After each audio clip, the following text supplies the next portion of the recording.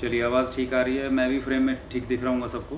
खैर मेरी बातें मैटर करती हैं, मेरी शक्ल नहीं, ठीक है? और बस आप तक आवाज़ पहुँचती रहे मेरी, वही ज़्यादा मायने रखता है, ठीक है? चलिए, तो स्वागत है सभी का दोस्तों। मैं Sandeep Bhardwaj, astrologer and mentor, और अब तकरीबन 2 हफ्ते बाद आपसे रूबरू हो रहा हूँ, क्योंकि पिछले संडे मैं गुड़गांव था, जैसा कई लोगों को पता ही होगा, महादेव दरबार के लिए। अगला महादेव जो दरबार है वो अगले महीने 5 सितंबर को होगा गुड़गांव में ही, ठीक है? और देखें कौन कौन पहुंचता है। तो चलिए शुरू करते हैं बिना देर की। तो आज का हमने जो टॉपिक लिया दोस्तों वो है राहु और केतु और इनकी मायावी दुनिया, इल्यूसिव वर्ल्ड जिसको हम कहते हैं। देखो, मैं हमेशा की तरह 15-20 मिनट शुरू में बोलूँगा, उसके बाद आप लोगों की जो भी जिज्ञासाएं हैं, ठीक है ना, उनके ऊपर हम चर्चा करेंगे।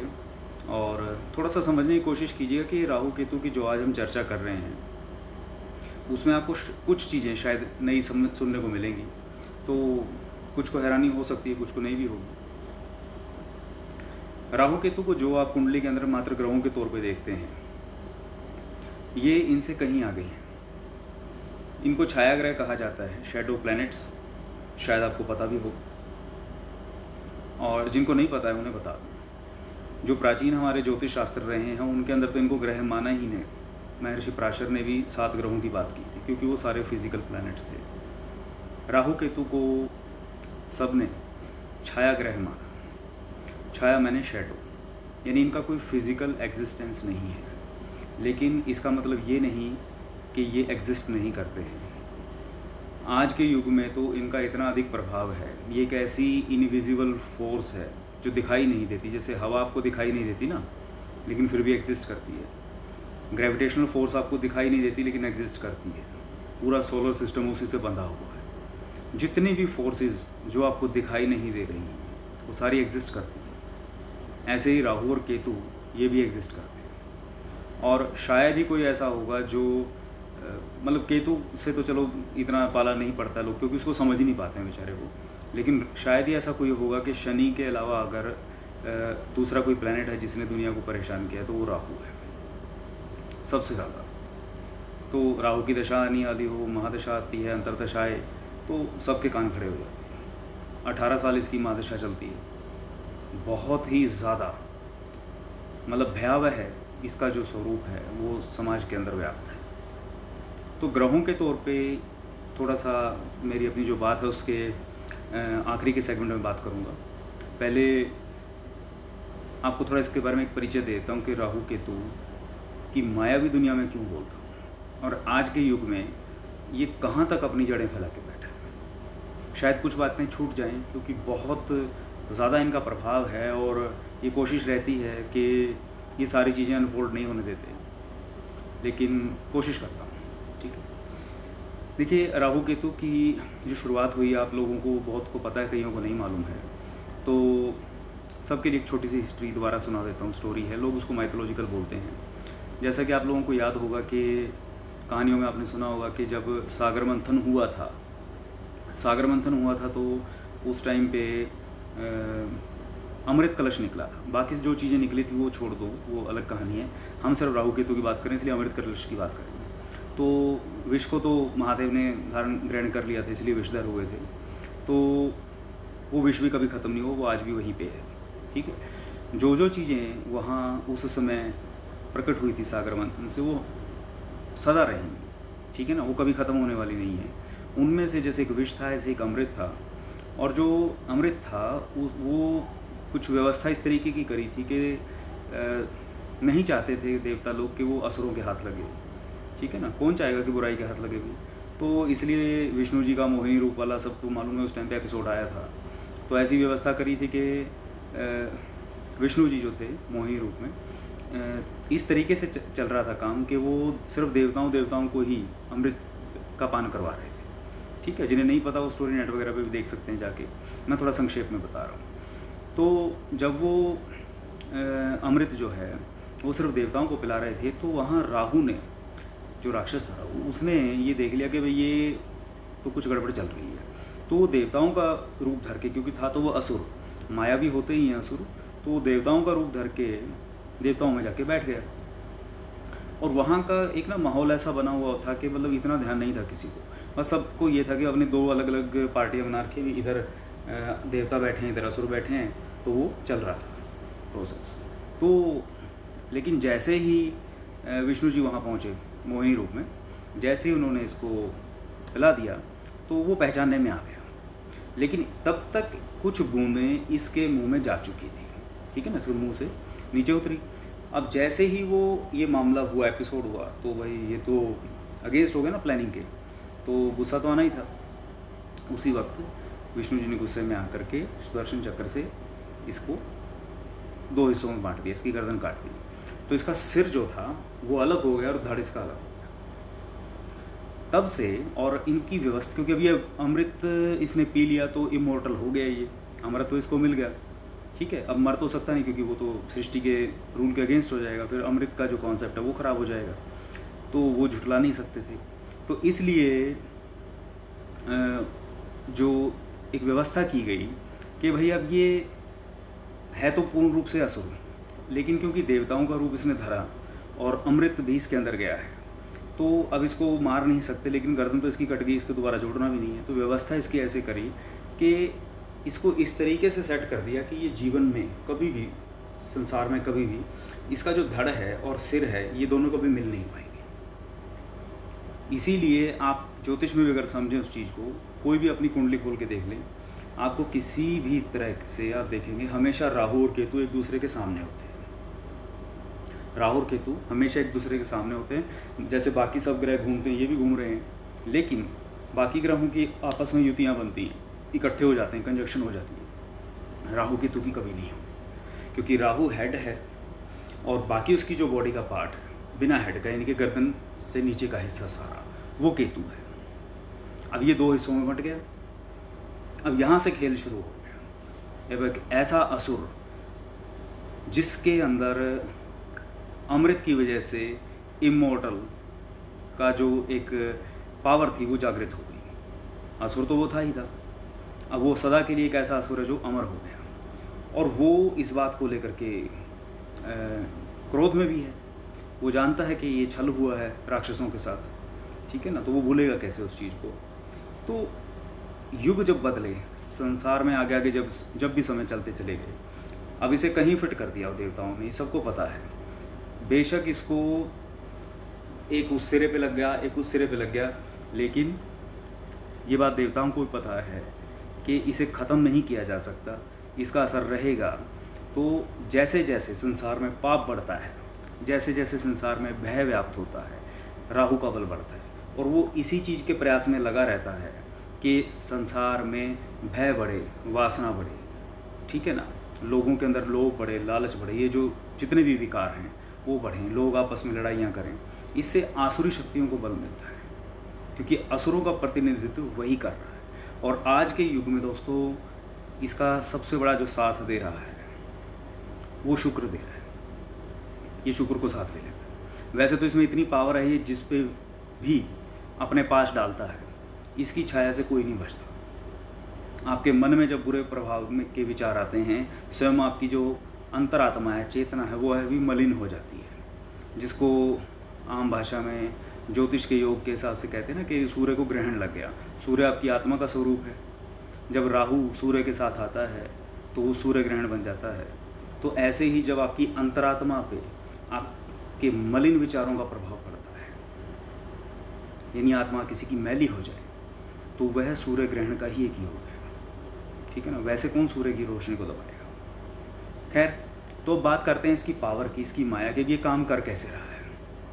ये काम ऐसे कर रहा है कि आप समझें कि राहु जो है ना, उसका सिर्फ दिमाग है, उसका सिर्फ सिर है, तो उसकी भूख कभी नहीं मिटेगी, क्योंकि बॉडी तो नीचे की है नहीं, तो इसके पास सिर्फ दिमाग चलेगा। अब इसने जहाँ कहीं भी साम दाम दंड वेद छल प्रपंच दिखावा, जो भी चीज़ें ऐसी हैं जो लोगों की समझ से परे हैं, जहाँ कहीं भी अदृश्य एनर्जीज़ ने काम करना है, वो सारा राहु का प्रपंच है, ठीक है।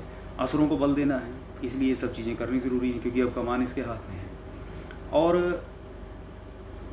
अब ये खेल चला था किस तरीके से, क्योंकि मनुष्य के अंदर विकार तो है ही हैं। जहाँ आपके विकार आपके अंदर जागृत हुए, वहीं पे आप राहु के ट्रैप में आ गए। कोई ग्रह की कैसी दशाएं चल रही हों, अच्छे से अच्छे ग्रह बैठे हों, जैसे आपके अंदर विकार आपके ऊपर हावी होना शुरू होंगे, चाहे आपके माहौल की वजह से हों, चाहे आपकी मानसिकता की वजह से हों, किसी भी कारण से हों, अगर आप राहु के डोमेन में चले गए, तब आपको कोई भी सीधे रास्ते पर सही दिशा नहीं दिखा सकता। कारण क्या है? क्योंकि राहु जब सवार होगा तो सिर्फ इसने आपका दिमाग चलाना है। ठीक है, ये पहले क्या देगा आपको? पहले आपको प्रलोभन देता है।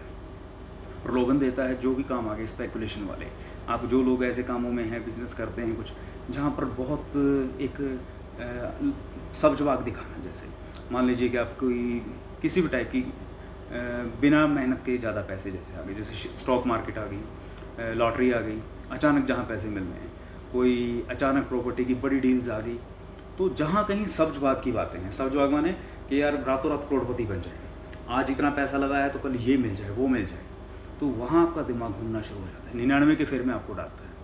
तो राहु आपको रुकने नहीं देगा। आपका दिमाग अगर चलना शुरू हो गया आधारहीन बातों के ऊपर, ही समझिएगा, तो चाहे वो बेशक भौतिक बातें हों, आध्यात्मिक बातें हों, ये प्रलोभन दे करके आपको ले जाएगा वहाँ पर। आप एक बार गए, आप वापस आने वाले नहीं। कौन आया है? ठीक है ना। केतु का थोड़ा दूसरा मामला है। अब केतु के अंदर क्योंकि कुछ बूंदें चली गई, तो अब केतु का क्या है कि दिमाग तो है नहीं। ठीक है, केतु को चाहिए डायरेक्शन, केतु को चाहिए मार्गदर्शन, केतु को चाहिए साथ। राहु को अंकुश की ज़रूरत है। ये वो हाथी है जिसके ऊपर महावत बैठे एक छोटा सा अंकुश ले करके, तो इसे कंट्रोल में करके चलाया जा सकता है। लेकिन जो आपका केतु है, केतु का दिमाग नहीं चलता है। केतु लोग विरक्ति का प्लैनेट, प्लैनेट ऑफ डिटैचमेंट बोलते हैं, वैराग्य का बोलते हैं। वो इसीलिए ना क्योंकि उसका दिमाग तो काम करेगा नहीं। ठीक है, तो वो तो अलग थलग है। लेकिन उसे अगर साथ मिल जाए, उसे जैसा साथ मिलेगा, अच्छा साथ मिल गया, जैसे कि अंधा आदमी समझ लीजिए, ठीक है, उसे कुछ नहीं पता है, तो जैसा व्यक्ति उसका हाथ पकड़ेगा तो वो उसी के हिसाब से चलना शुरू हो जाएगा। लेकिन केतु के पास बल बहुत ज़बरदस्त है। आप यूँ समझिए कि केतु के पास अथाह बल है, और मंगल के बाद यदि कोई सबसे ज़्यादा एनर्जेटिक पावरफुल प्लैनेट है कुंडली के अंदर, वो यूँ समझ लीजिए केतु है। अब जो लोग हैं केतु प्रधान जो लोग होते हैं, अगर उनका चंद्रमा सही ना हो, क्योंकि चंद्रमा मन का कारक हो गया ना, मन से डायरेक्शन मिलनी है। अब केतु डायरेक्शन पे डिपेंड करेगा। अगर चंद्रमा कमज़ोर हो, ज़्यादातर मूल नक्षत्र वालों के साथ ज़्यादा होता है, या अमावस्या योग में कोई पैदा हुआ उसके साथ हो, या और कोई वजह से विष योग से, अगर चंद्रमा कमज़ोर है, केतु कहीं भी बैठा है, व्यक्ति को डायरेक्शन नहीं मिलेगी, तो वह अपने आप को ना समेट के बैठ जाएगा। कितना ही पोटेंशियल क्यों ना हो, बाकी के ग्रह कितने अच्छे क्यों ना बैठे, वो अपने आप को एक छोटी सी दुनिया में, छोटे से दायरे में ऐसे बांध के बैठ जाएगा, ज़िंदगी भर वो अपने पोटेंशियल का 10% भी यूटिलाइज नहीं कर पाएगा। क्यों? क्योंकि डायरेक्शन कोई मिलेगी नहीं। चंद्रमा कमज़ोर होने से रिस्क ले नहीं पाएगा। ठीक है, अपने आप को समेट लेगा अंदर की तरफ। लेकिन केतु की पावर ऐसी भी है कि वो अंदरूनी तौर पे उसे ज़िद्दी भी बना देगी। अब किसी की बात वो सुनने वाला भी नहीं। तो जो भी कोई व्यक्ति केतु अगर ठीक कंडीशन में बैठा है, तो उसे कोशिश करनी चाहिए कि अगर बाकी कोई चीज़ें काम नहीं कर रही, तो वो किसी ना किसी अच्छे प्लैनेट का साथ ले। अच्छा प्लैनेट माने भाई जो अच्छे प्लैनेट का प्रतिनिधित्व करने वाले लोग हैं उसकी ज़िंदगी में, वो उनका हाथ पकड़ ले। कुछ करने की ज़रूरत ही नहीं है। छोटा सा एग्जांपल दे देता हूँ। मान लीजिए आपका केतु ठीक ठाक है, लेकिन आपकी ज़िंदगी को दिशा नहीं मिल रही है। आप क्या करें? आप बृहस्पति स्वरूप कोई भी आपकी ज़िंदगी में हो, आपके गुरु, आपके मेंटोर, आपके पिता, या कोई भी आपके अच्छे सलाहकार परिवार में हो सकते हैं, आस पड़ोस में हो सकते हैं, आप उनसे सलाह लेना शुरू कर दें। अपने दिमाग को ना चलाएं, आपकी ज़िंदगी बदल जाएगी। बहुत सारे लोग आपने देखे होंगे कि वो उनके गुरु ने जो कह दिया बस वो वही करते हैं। जहाँ कह दिया वहीं पे पैसा लगाएंगे। गुरुजी ने कह दिया, पूछेंगे कि जाकर के हमने ये प्रॉपर्टी लेनी है, गुरुजी ने जाके विजिट करके बोल दिया कि हाँ भाई यही ठीक है। गुरुजी चाहे किसी भी तरीके से एनालाइज करके बोलें, या जो भी उनके ज्योतिषी हैं या और कोई उनके सलाहकार हैं या जो उनके सीनियर हैं, जो भी समझदार, जिनको वो सम्मान देते हैं, जिन्हें वो अपने से ज़्यादा ज्ञानी मानते हैं, जब भी वो उनकी सलाह पूरे दिल से समर्पण हो करके मानेंगे कि जैसा आप कहेंगे मैं वैसा करूँ, और सामने वाला व्यक्ति भी समझदार हो, तो ऐसा व्यक्ति का जो केतु होता है वो उस सलाह को पकड़ करके रातों रात उसकी ज़िंदगी बदल देता है। बहुत सारे एग्जाम्पल आपने देखे होंगे, ठीक है ना। किसी ने सिर्फ सलाह किसी से ली, उसके गुरु ने बोला कि फलानी जगह पे पैसा लगा दो, वो प्रॉपर्टी खरीद लो, उसमें ये काम कर लो, कुछ नहीं सोचा, बस बोल दिया तो कर लेते हैं, ठीक है ना। उसके बाद पता नहीं कहाँ से काम। अरे आप लोग तो दिल्ली NCR गुड़गांव से बैठे देख रहे हैं बहुत सारे लोग, ठीक है ना। दिल्ली है, गुड़गांव है, बेंगलोर है, बड़े बड़े शहरों में दुनिया बदल गई है पिछले 20-30 सालों में। और उन लोगों से पूछिए जा करके, जितने भी आप लोग आज अरबपति लोग देख रहे हो, आपके जहाँ रियल एस्टेट डेवलपमेंट हुई हैं या कोई और काम हुए हैं, मैक्सिमम लोगों के आप ये देखेंगे कि खाली सिर्फ केतु का बल लगा, वो इतना पोटेंशियल आ गया कि वो सारी चीज़ें झेल लेंगे हम, लेकिन किसी की पॉजिटिव सलाह को फॉलो करके। तो केतु इस मामले में बड़ा अच्छा है।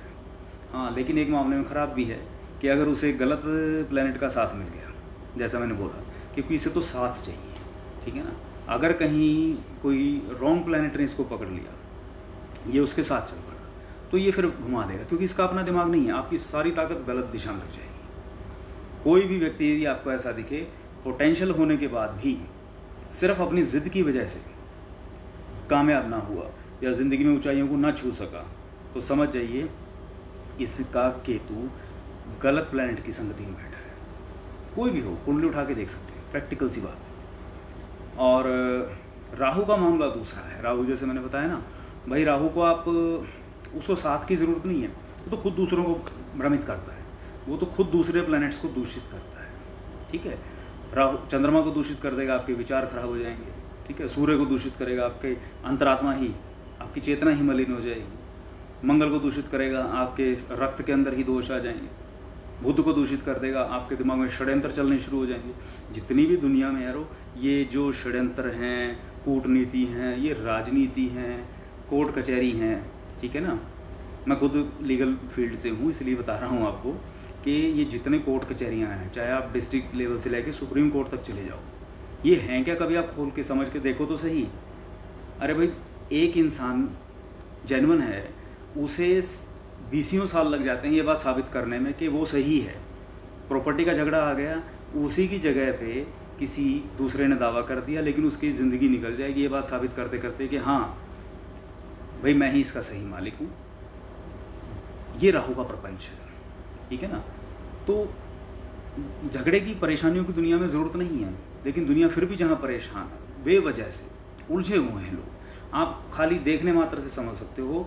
जहाँ व्यक्ति हॉस्पिटल, ठीक है ना, हॉस्पिटल में ऐसी बीमारियाँ जो मतलब आप समझो कभी सुनी भी नहीं थी, जिनके इलाज ही नहीं है, एक्सपेरिमेंट पे एक्सपेरिमेंट कर रहे हैं डॉक्टर्स भी, तो बेफजूल के टेस्ट पे टेस्ट हो रहे हैं, ठीक है ना। ज़्यादा क्या कहूँगा, कोई होंगे उसी फील्ड से, वो उनको बुरा भी लग सकता है, लेकिन हकीकत है ना, जितने भी धोखे हैं, जहाँ कहीं भी छला जा रहा है किसी को, चाहे वो कोई आध्यात्मिक गुरु बन के छल रहा है, चाहे वो कोई किसी भी फील्ड पे बैठ के छल रहा है, जहाँ कहीं भी छल है, चाहे वो राजनीति का छल हो रहा है, ठीक है ना, षड्यंत्र हो रही है, ये सारा का सारा राहु का डोमेन है, अनकंट्रोल्ड राहु, ठीक है। एक उस लेवल पे है जो बहुत सारी दुनिया को इस्तेमाल कर रहा है, ठीक है। व्यक्तिगत स्तर पे राहु से ग्रसित इंसान को रास्ता नहीं मिलता, वो उसे स्ट्रेस देगा। अगर आप स्ट्रेस में हैं, आपको रात को नींद नहीं आ रही है, आपका राहु जो है, आपकी नींद अगर डिस्टर्ब है तो 12वें घर को प्रभावित कर रहा है। कुंडली खोल के देख लो, जिस मर्जी को दिखा देगा, 12वें घर को देखे किसी भी तरीके से आपका दिमाग रेस्टलेस हो जाएगा। चंद्रमा भी अगर उसके प्रभाव में आ गया तो समझ लो गए काम से। दिशा देने की ज़रूरत पड़ेगी आपको उसको, ठीक है, कंट्रोल करने की ज़रूरत पड़ेगी उसको, ठीक है। इतना आसान नहीं है। और कई लोग मैं देखता हूँ राहु केतु के जो स्टोन्स पहनने की अक्सर सलाह देना बड़ा आसान काम है ना, तो कोशिश किया करें कि राहु केतु का तो चलो एक अलग मामला है, उस पर बात करूँगा, लेकिन राहु का जो स्टोन है गोमेद, वो आप तभी पहने जब आप उसकी ऊर्जा को खपा सकें। यानी आपका कोई कमीशन का काम है, जहाँ आपको सच कम और झूठ थोड़ा ज़्यादा बोलना पड़ता है, जहाँ कूटनीति का काम है, ठीक है, जहाँ थोड़ा सा पॉलिटिकल काम है, दिमागी षड्यंत्र वाले काम हैं, बहुत ज़्यादा दिमाग चलाना पड़ता है जहाँ पर, ठीक है, और बहुत दूर की सोचना पड़ता है, बहुत हाई लेवल की इमेजिनेशंस रखनी पड़ती हैं, तो वहाँ पर आपकी राहु की ऊर्जा खर्च हो जाएगी, तब तो आपके लिए ठीक है। अदरवाइज़ नॉर्मली किसी की भी अगर राहु की दशा चली या वैसे राहु आ गया राशि में, तो आप कृपा करके गोमेद मत पहनिएगा। हाँ, उसकी शांति करने के लिए उसका एक प्रयोग है, अगर कोई ज़्यादा ही पीड़ा में है राहु की वजह से और कुछ सिस्टम नहीं समझ में आ रहा, तो एक गोमेद लेकर के, ठीक है, एक गोमेद लेकर के पहनना नहीं है उसको खाली अपने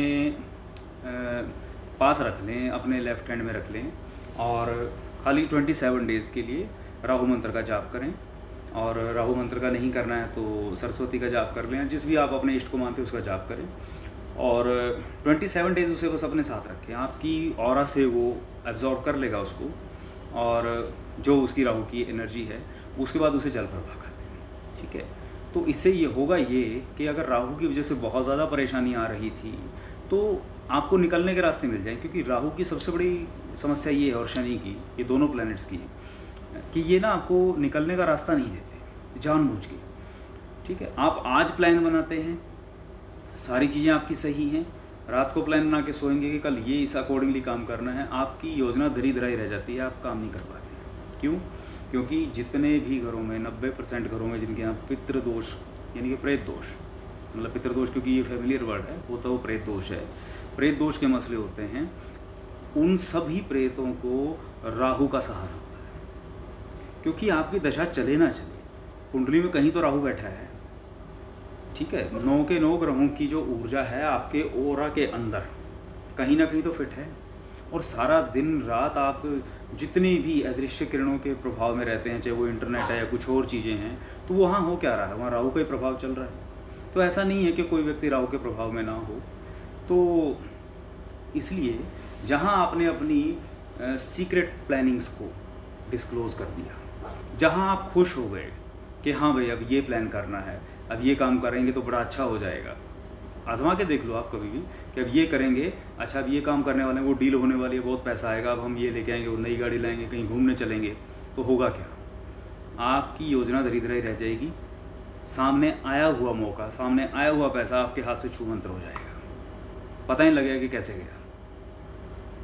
ये राहु है, राहु का खेल है जो साधारण स्तर पे लोगों को समझ में नहीं आता। या तो जो लोग इसके जैसे हैं यानी कि आसुरी प्रवृत्ति के हैं, वो मौज करते हैं अपनी तरफ से, वो क्योंकि शुरू में ले आता है, उन्हें प्रलोभन दे के अपने प्रभाव में ले आता है, तो उन्हें खूब देता है जो वो चाहते हैं। चाहे वो फिल्म इंडस्ट्री वाले हैं, देखो अब वहाँ राहु और शुक्र का मेल करवा देगा, जैसा दुनिया को उन्होंने एक भ्रम पैदा करना है, एक स्क्रीन के ऊपर जो दिखाना है वो दिखाएंगे, लोगों को बेवकूफ़ बनाएंगे, ठीक है, भ्रम फैलाएंगे और पैसा बनाएंगे। सोशल मीडिया पे भी यही सिस्टम है, बड़े बड़े पंडालों में आध्यात्मिक गुरु हैं, चाहे वो भजन का सिस्टम चल रहे हैं, कुछ भी, लेकिन लोगों का आध्यात्मिक मनोरंजन हो रहा है, वहाँ पर भी राहु का प्रपंच चल रहा है, क्योंकि सबका ध्यान तो सिर्फ इसी पे है ना, मनी मैटर्स पे।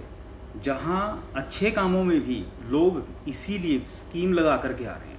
आप समझ लीजिए, जो स्कीम लगा करके कोई भी काम किया जा रहा है उसका आधार राहु है।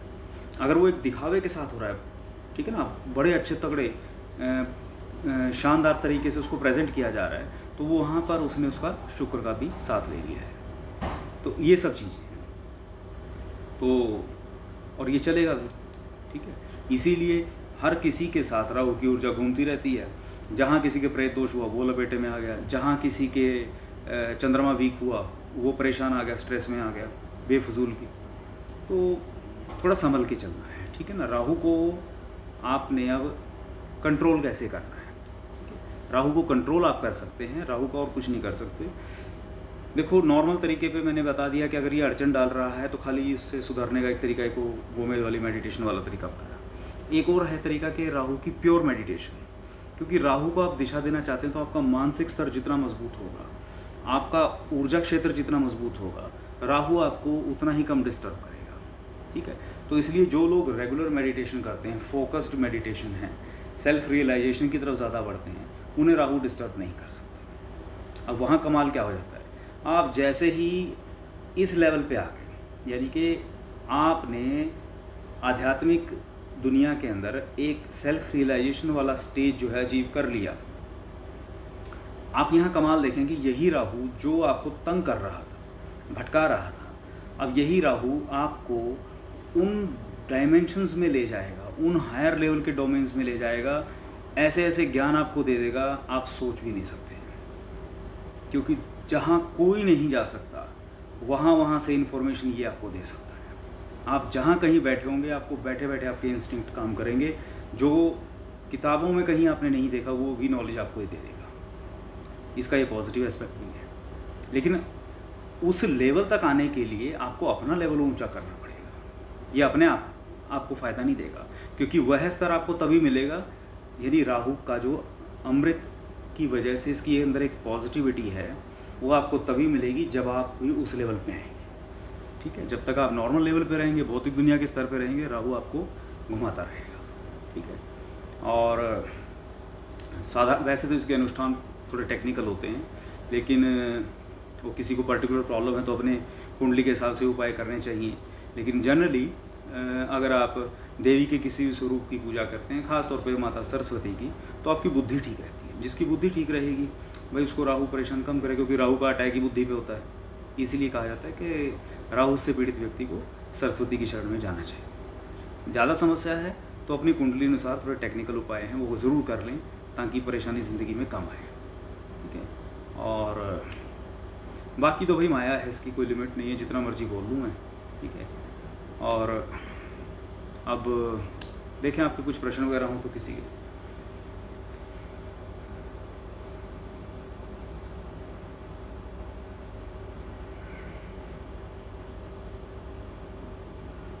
मैं शुरू से देखता हूँ किसके क्या क्या प्रश्न थे। एक तो लाइव में ना कुछ ऐसा भी होना चाहिए कि लोगों से ना हम बोल के बात कर सकें। ठीक है ना, सब बोलते रहें तो डायरेक्ट फिर बढ़िया रहता है। अभी मेरे को ढूंढने पड़ते हैं, जैसे शुरू में चला गया था मैं, ये आ गया जी।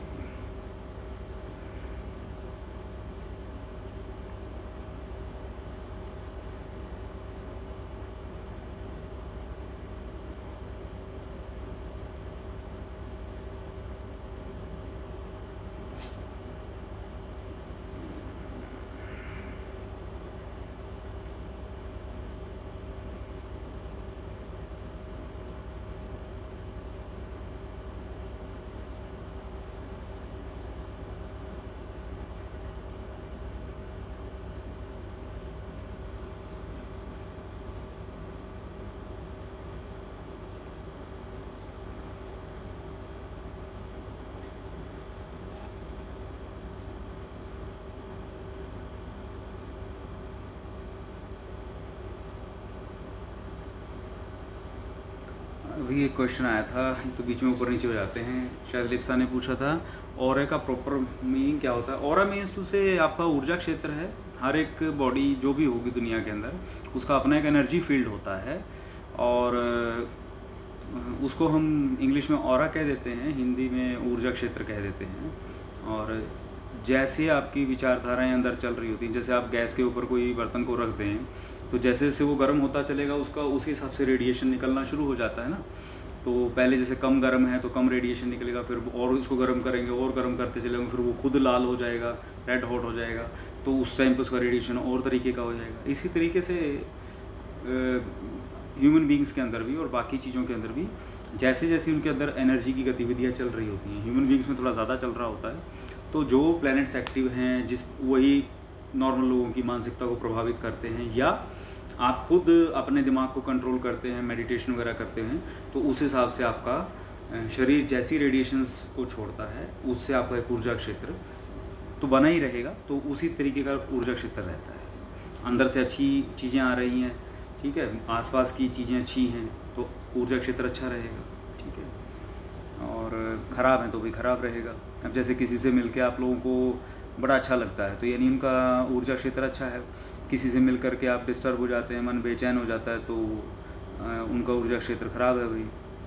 ठीक है ना। तो ये व्यक्तिगत क्वेश्चन है विक्की गुप्ता जी का कि राहु 8वें में बैठा है, बुध के साथ, सूर्य के साथ, कैंसर असेंडेंट है, तो भाई मतलब यानी कि अष्टम स्थान में आपका शनि की राशि कुंभ में हो गया ना। अब ऐसे कैसे पता लगेगा ना, व्यक्तिगत क्वेश्चंस का इसलिए दिक्कत आ जाती है क्योंकि कितनी डिग्री पे है, किसकी नक्षत्र में बैठा है, लग्नेश की क्या स्थिति है, कौन उसे देख रहा है, बाकी जो प्लैनेट्स हैं उनकी क्या डिग्रीज हैं, बहुत सारे टेक्निकल इश्यूज हो जाते हैं। सभी से मैं ये निवेदन करता हूँ कि लाइव जब भी कहीं चल रहे होते हैं तो आप लोग कुंडली को इतना हल्के मत लिया करें, ठीक है ना। ये बड़ा टेक्निकल मामला होता है, क्योंकि अब मैं तो देखो सीधी बात करता हूँ, लोग आपको खुश करने के लिए कुछ भी बता देंगे ये वो, लेकिन उससे क्या है ना, ज्योतिष का जो असल चीज़ें हैं उनकी वो डीवैल्यू हो जाती हैं। ऐसा नहीं है, क्योंकि ज्योतिष विद्या को थोड़ा टेक्निकली आप समझें। कोई भी एस्ट्रोलॉजर जो समझता है इस बात को, वो ऐसे कोई आंसर नहीं करेगा, ठीक है ना। अब राहु अष्टम में बैठा है, उसके अपने एक मायने हैं। आपका अष्टम स्थान किस चीज़ का है, ठीक है ना, ज़िंदगी में अचानक घटने वाली घटनाओं का है, आपके गूढ़ ज्ञान का है, साथ में आपने 3 प्लैनेट्स और बिठा रखे हैं, ठीक है। और सामने सेकंड हाउस में केतु हो गया, पता नहीं वहाँ कौन बैठा है कौन नहीं, कौन देख रहा है कौन नहीं, कितनी सारी चीज़ें आ गई ना। दिमाग के अंदर क्या क्या है, भाग्य का खर्च है, पूर्व जन्म के क्या क्या मसले लेकर के आप वहाँ बैठे हैं, तो बहुत सारी चीज़ें आ जाती हैं। तो ये चीज़ें व्यक्तिगत तौर पर जब भी किसी एस्ट्रोलॉजर से मिले तब डिस्कस किया करेंगे, तभी आपको डायरेक्शन मिलेगी ना। यहाँ से क्या फ़ायदा, है ना। ये तो मैंने कुछ हिंट दिए हैं आपको, वहाँ से आप समझ सकते हैं, क्योंकि यहाँ जो पर्पज़ है ना वो है आप लोगों को थोड़ा इन प्लैनेट्स की बेसिक जो बातें हैं उनसे रूबरू कराना, और कुछ मैं बीच में से हिंट देता हूँ, उसके आधार पर देखा करें कि ज़िंदगी में वो चीज़ें अगर कहीं नज़र आ रही हैं तो उनको आइडेंटिफाई करना आपको आसान हो जाएगा। और ठीक है ना, तो थोड़ा सा इस चीज़ का समझने की कोशिश करें। तो ये क्वेश्चन, राहु और केतु अध्यात्म आपस में जुड़े हैं क्या। देखिए,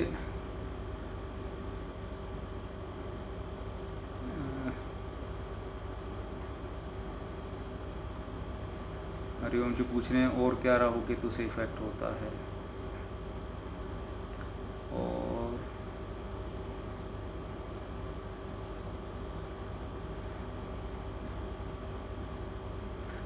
एक क्वेश्चन है कि कुछ लोगों को नज़र ज़्यादा लगती है, इसका क्या कारण होता है। ठीक है, क्वेश्चन अच्छे आ रहे हैं, तो पहले इसी बात कर लेता हूँ। ये जो नज़र वगैरह लगना है, नज़र लग गई किसी को, बड़ा आम सुना होगा आप लोगों ने, या कोई अचानक से कुछ भी अचानक से कुछ बुरा हो गया, ठीक है ना। आप उसमें कुछ भी चीज़ें ले सकते हैं। अचानक से जो भी जीवन में घटित होगा उसके पीछे राहु है, आप लोग समझ के चलिए। अचानक से जीवन में ये सब लोग याद रख लें इस बात को। आप कोई प्लानिंग करके अपने साथ बुरा नहीं करवाता है, कोई प्लानिंग करके अचानक से अपने साथ बहुत अच्छा भी नहीं करवा सकता है। जीवन में अचानक अगर कुछ हो रहा है, suddenly if something is happening, ये चाहे अच्छा है या बुरा है, आप समझ जाइए इसके पीछे राहु है, ठीक है। अब बुरे में तो जाहिर सी बात उसने बुरा करना ही होता है, परेशानी आपको जितनी होगी उससे उसका बल बढ़ेगा, क्योंकि तो वीड्स हैं, खरपतवार हैं। जब आप परेशान होंगे तो आपका सारा न्यूट्रिशन इनको मिलता है। कई बार बताया मैंने इस चीज़ के ऊपर, और तलवार वगैरह लगते हैं तो वहाँ पे बताता हूँ इस चीज़ों को। लेकिन नज़र लगना, जिनका लग्नेश या लगन में कोई बैठा हुआ प्लैनेट, या लगन जो है आपका खुद राहु से प्रभावित होगा, या आपका चंद्रमा खास तौर से यदि राहु से प्रभावित है, आपको नज़र लगना, हाय लगना या बद्दुआ जैसे होता है ना अक्सर, उस टाइप की चीज़ें जो हैं वो बहुत ईजीली होंगी। या एक और चीज़ें ना, जैसे मैंने बोलता हूँ हमेशा, अगर खानदानी प्रेत दोष की समस्या है, या किसी का किया कराया वाली चीज़ें, यानी जितनी भी नेगेटिव एनर्जीज़ हैं, ये सारी नेगेटिव एनर्जी के मामले हैं। इवन नज़र लगना भी, ये सारे उसी के अंडर आते हैं, ठीक है। अगर किसी व्यक्ति को बार बार नज़र लगती है, बार बार इस टाइप की चीज़ों से रूबरू होना पड़ता है, बार बार फेस करनी पड़ती हैं चीज़ें, खाम डॉक्टर्स के यहाँ चक्कर लगाने पड़ते हैं, घर से दवाइयाँ ख़त्म नहीं होती हैं, समझ जाइए। और शरीर में ऐसी तकलीफ़ें रहती हैं जो समझ में नहीं आ रही, डायग्नोज ही नहीं हो रही हैं। आप समझ के चलिए कि वो राहु का खेल है, ठीक है। कुंडली में जहाँ जिसको भी ये समस्या है, कुंडली में जहाँ राहु बैठा है उसके हिसाब से उसका उपाय करें। जब तक वो नहीं होता है तब तक अपने ऑरा को मजबूत करें, और कुछ नहीं कर सकते। चंद्रमा को और सूर्य को और अपने लग्न को, लग्न और लग्नेश दोनों को, इनको मजबूत जो व्यक्ति रखेगा वो राहु के और केतु की नेगेटिविटी से बचा रहेगा। केतु वैसे मार नहीं मारता है, केतु जब सक्रिय होकर के खराब प्लैनेट की संगत लेगा वो तब मारेगा। अदरवाइज केतु को आप खुद उसकी नेगेटिविटी को अपने जीवन में उतार लोगे तो आप अपना नुकसान करोगे। अदरवाइज आप कुछ ना करो, डिटैच रहेगा केतु, कुछ नहीं करेगा, ठीक है ना। मान लीजिए आपके दशम स्थान में बैठ गया किसी के, वो क्या कर देगा कि दशम स्थान कर्म स्थान है, वो सबसे काट के बिठा देगा। वो ऐसा सिस्टम बन गया कि उसे करना ही नहीं है। अपने आप से कोई अवसर लेकर के कोई आ गया और उसे लगेगा कि हाँ वो कंफर्टेबल है, यानी उसका अगर चंद्रमा मजबूत होगा तो वो ठीक महसूस करेगा, लग्नेश मजबूत होगा तो कहेगा ठीक है भी चलो, तो वो कुछ कर लेगा। अदरवाइज अपने लेवल पे वो कहेगा कि नहीं मैं जहाँ हूँ मैं वहीं ठीक हूँ, क्योंकि डिटैच्ड रहना केतु की नेचर है। तो लेकिन नेगेटिविटीज़ के अंदर राहु फैलाता है, ठीक है। और अध्यात्म के स्तर पे केतु बड़ी हेल्प कर सकता है, जो लोग आध्यात्मिक स्तर पे ऊपर उठना चाहते हैं, क्योंकि केतु के अंदर अमृत की बूंदें जा चुकी हैं। यदि केतु को बृहस्पति का साथ मिल जाए, और मैं हमेशा इसलिए बोलता हूँ कि केतु को आप अध्यात्म में लेके जाए, बृहस्पति का जब केतु को साथ मिलता है तो वो मोक्ष की ओर तुरंत लेके जाएगा, क्योंकि केतु का मेन काम ही यही है, उसका पोटेंशियल ही एक चीज़ है। आप लोगों ने सुना भी होगा कि केतु जो है वो मोक्ष का कारक है, ठीक है ना। मोक्ष कारक मतलब इसीलिए कि वो चीज़ों से छुड़ा देता है, डिटैचमेंट का प्लैनेट है ना, नेचुरल उसका सिस्टम यही है। और एक इसमें मैं चीज़ और आप लोगों को बता दूं, थोड़ा सा सीक्रेट सी बात है, पर ज़्यादा नहीं बताऊंगा, थोड़ी बताऊंगा यहाँ पे। आप लोगों को मालूम है ये जो राहु है ना, ये जीवन पर्यंत जो है इसी कोशिश में लगा रहता है कि ये केतु से मिल सके, ठीक है ना। वो इसीलिए ये ऑपोजिट घूम रहे होते हैं, जैसे पंखा घूमता है ना, ये इस तरीके से हमेशा घूम रहे होते हैं। ये राहु उल्टा घूम रहा है, दोनों उल्टे घूम रहे हैं, केतु भी उल्टा घूम रहा है, लेकिन ये कभी मिल नहीं पाते हैं, जैसे पंखा घूम रहा होता है।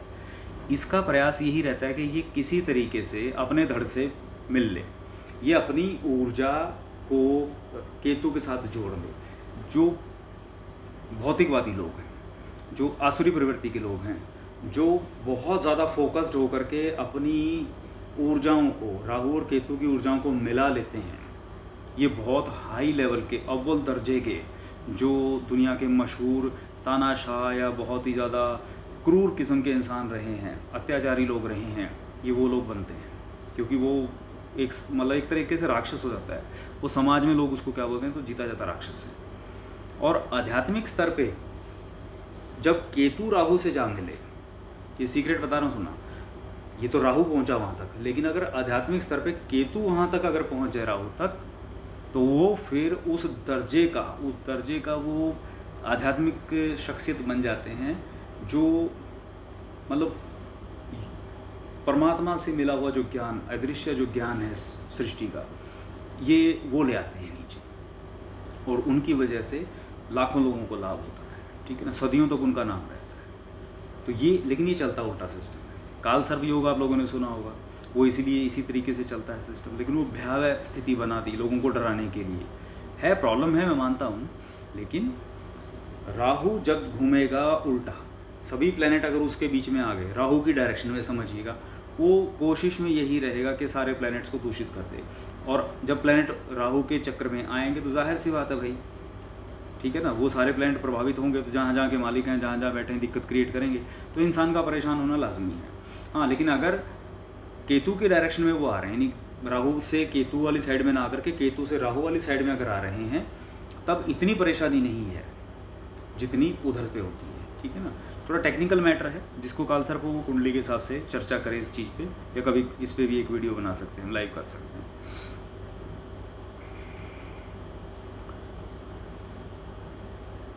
आगे क्या है जी, और देखें किसी का।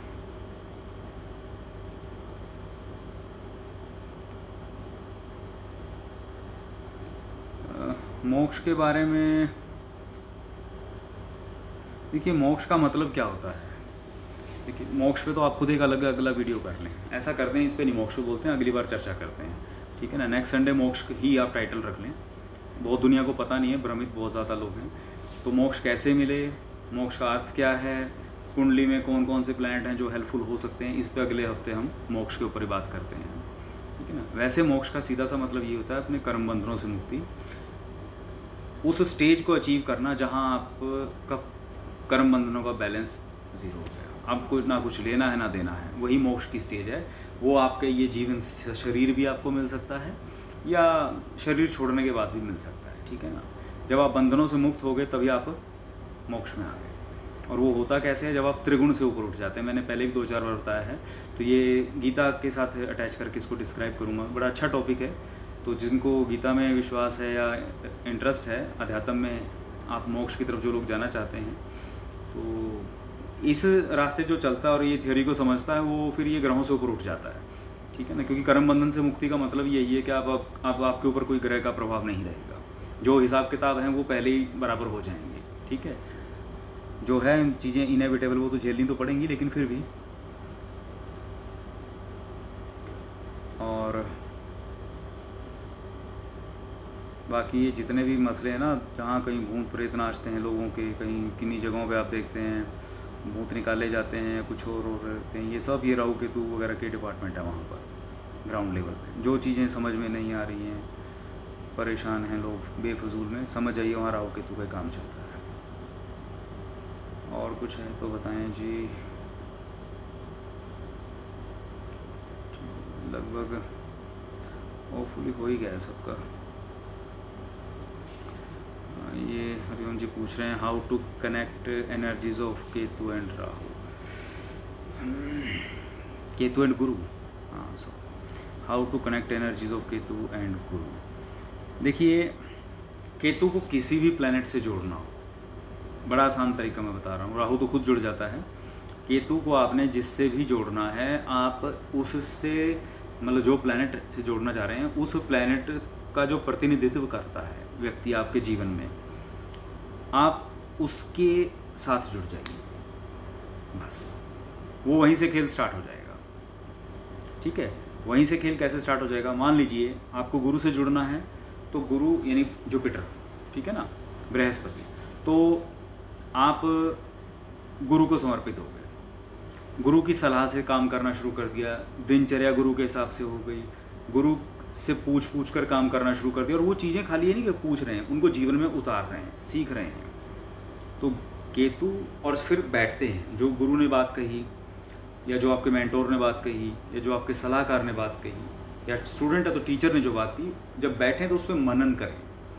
जब उसको अपने अंतर मन में सेल्फ रियलाइजेशन में आप उसका गहन अध्ययन करते हैं, गहन चिंतन करते हैं, क्योंकि केतु का जो सारा जो खेल है ना, वो इंटरनल सिस्टम में है, ऊपर नहीं चलता उसका, वो हृदय चक्र से नीचे मणिपुर तक घूमता है उसका मामला। तो वहाँ जब आप ज्ञान की बातें, उनका मनन करेंगे, ज्ञान की बातें कहीं से मिल जाएं, गुरु के द्वारा मिल जाएं, किसी धार्मिक पुस्तक से मिल जाएं, किसी धार्मिक शो से मिल जाएं, कहीं से भी आपको मिल रही हैं, यानी कि लॉजिकल फिलोसॉफिकल जो बातें हैं, ज्ञानवर्धक बातें हैं, उनको जब आप मनन करना शुरू करोगे और जीवन में उतारना शुरू करोगे, तो केतु गुरु से अटैच हो जाएगा, गुरु के साथ चल पड़ेगा, ठीक है। केतु को बुध के साथ आप जोड़ लोगे तो किसी इंटेलेक्चुअल के साथ काम करना शुरू कर दो, ठीक है।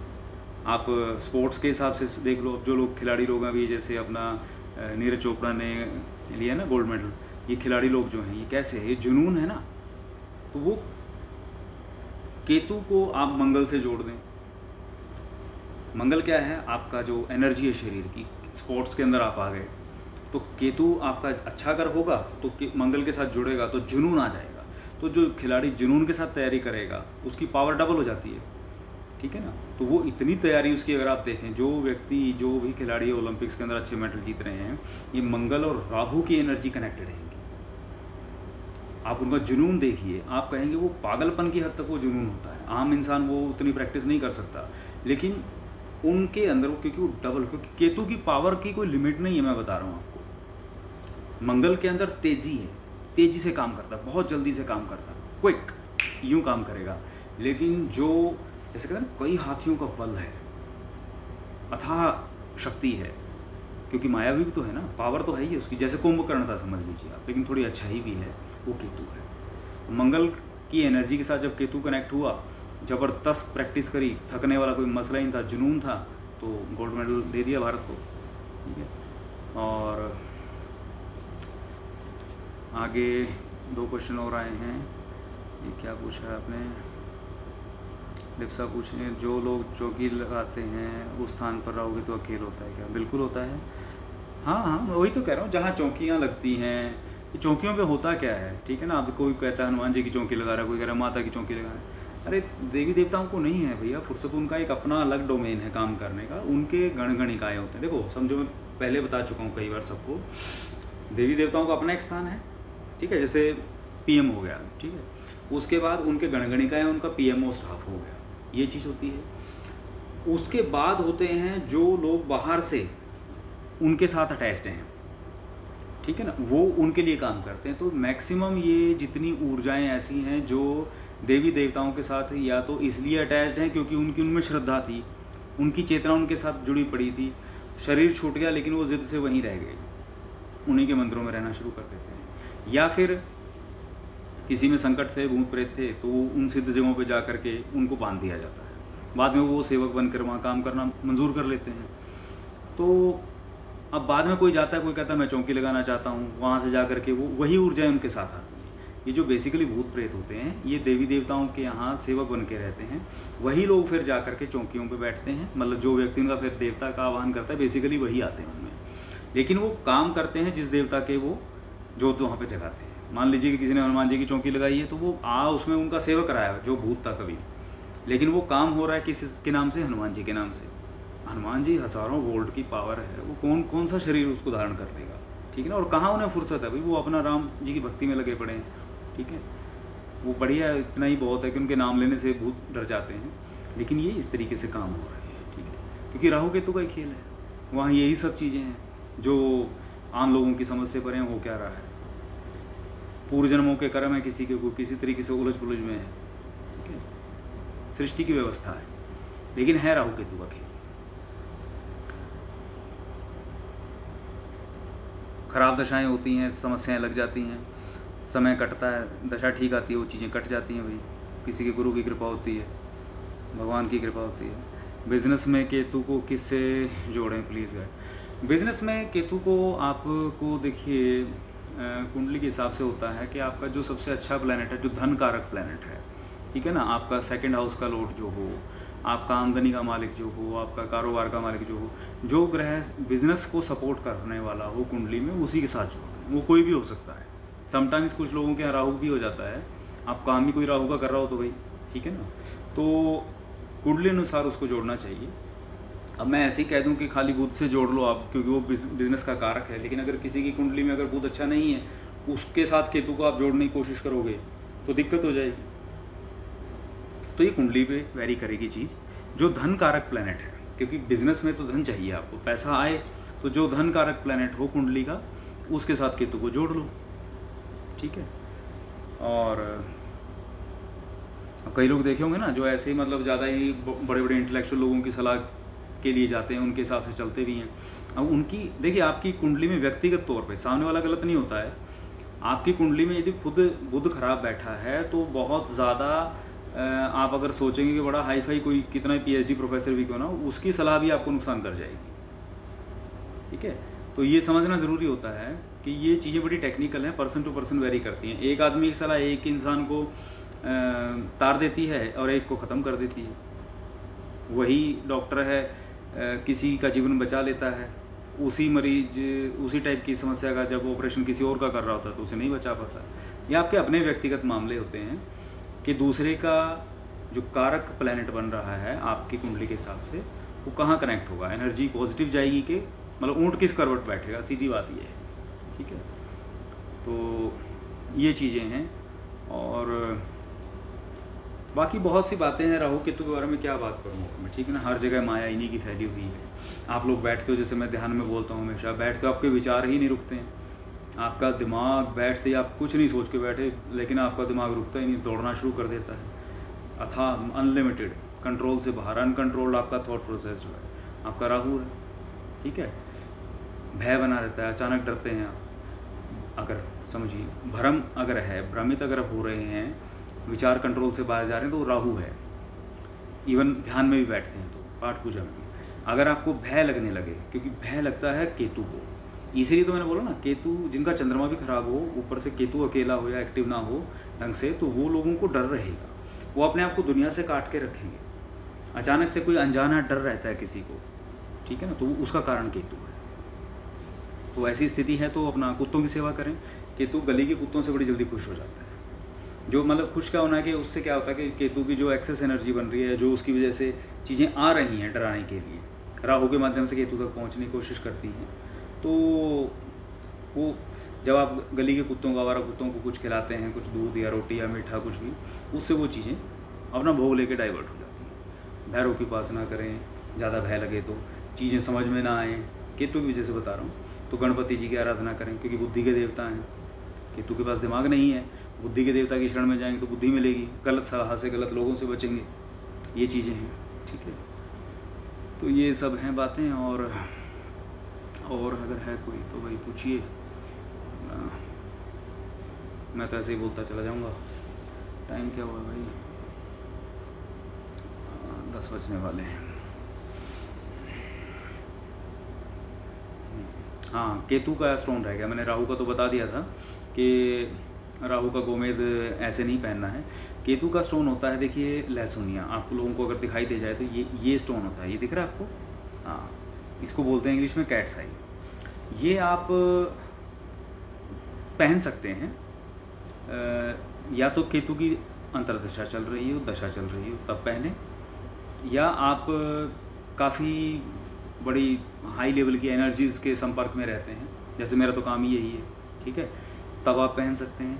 और दूसरा, मेरी दशा भी चल रही है, बस थोड़े दिन की और रहेगी, फिर निकाल दूंगा मैं तो बस 2 ही सूरतों में, या तो आप बहुत हाई लेवल की नेगेटिव एनर्जीज से आपको रूबरू होना पड़ता हो, ऐसी जगहों पे आना जाना पड़ता हो तो आप पहने, और या फिर जब इसकी दशा अंतर्दशा चल रही हो तब पहने, अदरवाइज़ इसको पहनने की आपको ज़रूरत नहीं है। ठीक है, तो लेकिन राहु का तभी पहने जब अगर आप उससे रिलेटेड कारोबार करते हैं, अन्यथा राहु का स्टोन ना पहने, वो आपको तंग कर देगा।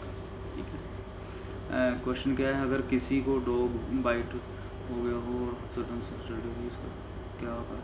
देखिए, कुत्ते ने काटना तो मतलब वही है ना कि अब वो सोच के तो काटेगा नहीं, बेमतलब में काटा है, तो ये जो होता है इसके पीछे मूल कारण क्या है? अगर पागल कुत्ता काटेगा तो आप समझिए वहाँ पर वो बीमारी देना चाहता है, ठीक है ना। तो वो पागल कुत्ते ने अगर काट लिया है तो वहाँ राहु प्रभाव कर रहा है, ज़्यादा पीड़ा देना चाह रहा है। ठीक है, नॉर्मली अगर कुत्ते ने काट लिया है तो शनि और केतु की गड़बड़ चल रही है, थोड़ा उस पर ध्यान दें। ठीक है ना, तो केतु का दान करें, वही है शनिवार को अगर किसी को ऐसा कुछ हो रहा है, आगे वो एक इंडिकेशन भी है। तो गली के आवारा कुत्ते ने खास तौर पर अगर काट लिया है तो 3 या 7 शनिवार 2 मीठी रोटी बनाएं, रात के टाइम पे पराठे बना लें, चाहिए अपने ऊपर से 3 या 7 बार घुमाएं और गली के आवारा कुत्तों को खिला दें, बस वो टल जाएगा दोष उसका, कोई इतनी घबराने वाली बात नहीं है। कुंडली में चेक करें कि केतु की दशा आने वाली तो नहीं है, केतु या शनि की, तो ये उसका एक इंडिकेशन हो सकता है कि संभल के चलेंगे। और आगे क्वेश्चन पूछा है कि जिनके लगन में केतु वो लहसुनिया पहने।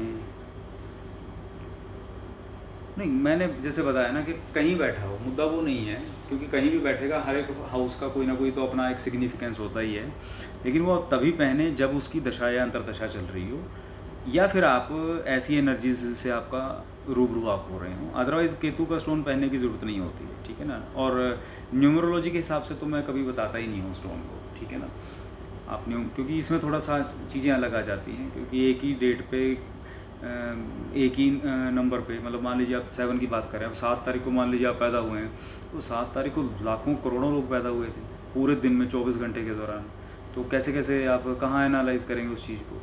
ठीक है ना, अब केतु किसी के लिए प्रॉब्लमेटिक अगर होके बैठा होगा तो मैं केतु का स्टोन कह दूँ हाँ पहन लो भाई, तो कल को समस्या और बढ़ जाएगी, आपको क्या हमें बताया था, ऐसा नहीं है।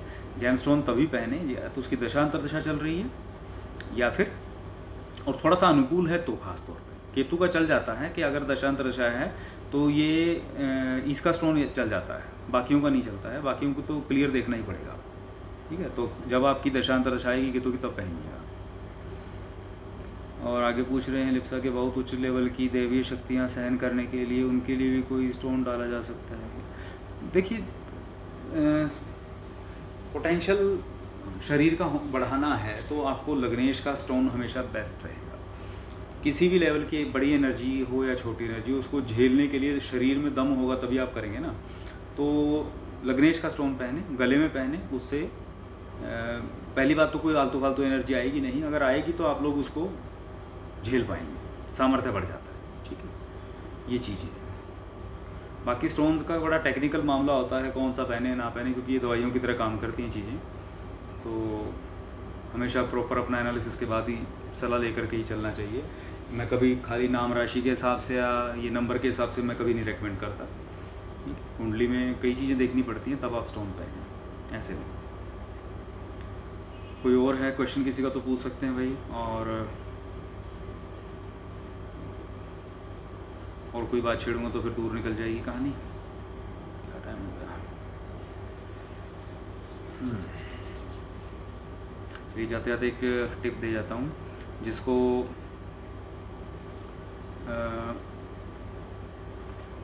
राहु ने भ्रमित कर दिया हो, ज़िंदगी में बहुत ज़्यादा तंत्र मंत्र झेल लिया हो, चाहे केतु की वजह से झेला हो, चाहे राहु, दोनों का ही मसला आ गया, और चीज़ें घुमा के रख चुकी हैं। क्योंकि ये स्थितियाँ ऐसी होती हैं, ये ऐसी स्थितियाँ भी कई बार आपके लिए क्रिएट कर देते हैं कि लोगों की दशाएं बदलती रहती हैं, ज़िंदगी में कैलेंडर बदलते रहते हैं, लेकिन इंसान की परिस्थितियाँ स्वयं की नहीं बदलती हैं, उम्मीदों में ज़िंदगी कटती है और कुछ नहीं। देखा होगा ना, कई लोगों की 10 पुश्तें जो हैं वही बंधी की बंधी रह गई, गरीबी में थे गरीबी में रह जाते हैं। घर में कूड़ा करकट गंदगी अगर नहीं निकल रही है, समझ लीजिए राहु और केतु ने बस हाहाकार मचा रखा है। घर में कबाड़ नहीं निकलता है आपके घर से, समझ जाइए केतु ने वहाँ पे जड़ें फैला ली हैं। तो आप लोगों को एक टिप दे रहा हूँ, जिनके घरों में ऐसा अगर हो कि गंदगी अगर नहीं निकलती है, अव्यवस्था बहुत ज़्यादा फैली रहती है, राहु केतु का मतलब नेगेटिव प्रभाव ज़्यादा हो चुका है, उनके लिए कोशिश करें घर में डस्ट ना आए। जितना मर्जी आपको दिन में 2 बार साफ़ करना पड़े, पहली चीज़। यानी घर को जितना साफ़ रखेंगे, आपके घर में जो पानी वाली जगह हैं, ख़ासतौर पर जैसे वॉशरूम्स हो गए हैं, किचन के नीचे वाली जगह जहाँ कूड़ा रखते हैं, वो वाली जगह होंगी, वो उनको जितना ज़्यादा साफ़ सुथरा रखें उतना बढ़िया है। घर में कहीं से भी बदबू आने की कोई गुंजाइश ना छोड़ें, मतलब आपको साफ़ सफाई के लिए थोड़ा एफर्ट करना पड़ेगा। इससे होगा क्या कि राहु का बल घर में नहीं बढ़ेगा। पहली चीज़ ये आ गई, गंदगी ना फैलने दें, चीज़ों को अव्यवस्थित ना रहने दें, चाहे बच्चों की पढ़ाई के कमरे हो गए या कोई और चीज़ आ गई। होता है ना, कई बार बच्चे अपने कागज़ वागज़ भी बिखेर के रख देते हैं, घर में कई लोगों को आता पुराना सामान भी बिखेर के रखते हैं, तो उससे केतु का नेगेटिविटी ज़्यादा बढ़ रही है। इसका मतलब ख़राब सामान घर में रखा हुआ है तो भी राहु केतु की चीज़ें उससे बल बढ़ता है। तो इन चीज़ों को हटाएं, पहले तो इस पर काम करना शुरू करें, तो इससे क्या होगा कि इनकी एनर्जी का कट ऑफ हो जाएगा वहाँ से। दूसरा काम क्या करें, अपना देवी का कोई भी पाठ कर लें। सबसे बेस्ट ऑल टाइम हिट जो है मैं बोलता हूँ कि दुर्गा सप्तशती में से कोई भी अच्छा सा पाठ उठा लें जो आपको अच्छा लगे, चाहे वो देवी कवच का हो या अर्गला हो या जो आपको ठीक लगे, सिद्ध कुंजी का आ गया, जिसमें आपका मन लगे। कोई और देवी का पाठ कर सकते हैं, कोई स्तोत्र आ गया, देवी सूक्त आ गया, जिसको गाया जा सके। याद रखिए, जिसे गा सकें, एक लय में गा सकें। तो उससे आप नहीं गा सकें तो आप उसको चला दें साइड में कहीं डाउनलोड करके, उसके साथ साथ आप गुनगुना लें, गा लें। और पानी के रख लें वहाँ पर 2 कटोरियाँ, ठीक है। 1 कटोरी में इलायची डाल लें और दूसरी एज इट इज़ रहने दें। तो 1 कटोरी जो है पाठ होने के बाद वो तो पी लें, इलायची खा लें। जो दूसरी वाली कटोरी है, जो पाठ किया था, जिसका मान लो माता का ही किया था, तो जय माता दी करते हुए पूरे घर में छिड़क दें, ठीक है। हनुमान जी में आस्था है तो हनुमान चालीसा करके कर दें, विष्णु जी में है तो उनका कोई पाठ, महादेव का तो उनका कोई पाठ, किसी भी इस तरीके से पाठ करके, यानी कि आध्यात्मिक ऊर्जा को हर रोज़ घर से गंदगी साफ करें, घर में सुगंध रखें। आध्यात्मिक पाठ पूजा करने के बाद जो भी आप करते हैं उसका जो एनर्जाइज जल है वो घर में छिड़कें। और यदि कोई अच्छी एनर्जाइज सामग्री है या गूगल की धुनी है, ठीक है ना, तो उसको अगर घर में घुमाते रहें तो उससे भी ये नेगेटिविटीज़, नेगेटिव एलिमेंट्स, इनकी वजह से जो नेगेटिव एनर्जीज आती हैं उनसे आप लोगों का काफ़ी हद तक बचाव रहेगा, ठीक है। समस्या का तो जड़ से उन्मूलन तो तभी होगा जो आपकी कुंडली के हिसाब से आप देखोगे। लेकिन ये है कि भाई बारिश हो रही है, आप उसे फ़िलहाल नहीं रोक पा रहे हैं, तो कम से कम छाता तो सिर्फ ले ही सकते हैं, ठीक है। तो अपना बचाव रखें और ख्याल रखें सब अपना। कुछ भी अनयूजुअल लगे तो अपने जो भी आपके मेंटोर्स हों, जो आपके गुरु हों, ज्योतिषी हों, उनसे ज़रूर कंसल्ट किया करें और कोशिश करें कि राहु केतु की नेगेटिविटी से बचे रहें, इनके अच्छे प्रभाव को जागृत करें और जीवन को सफल बनाएं, ठीक है। मिलते हैं फिर अगली बार। महादेव कृपा करें।